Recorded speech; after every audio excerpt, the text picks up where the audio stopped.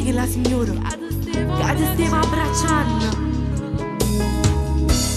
Dimmi ma perché non stai tornando a casa?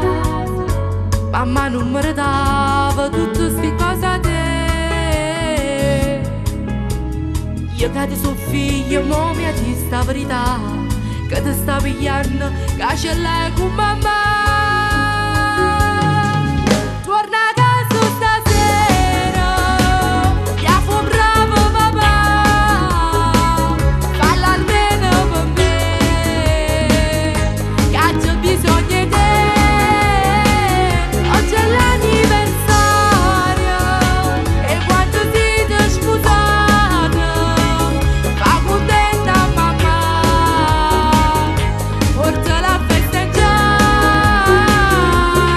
Mamma tu sai, da sempre rispettata, per questo Dio, marito più importante. Ovvio che non ti fa mancare niente, e invece a me mi stai mancando tu. Torna a casa stasera, ti accompagni papà, che mamma sta aspettando, e tu torna a abbracciare.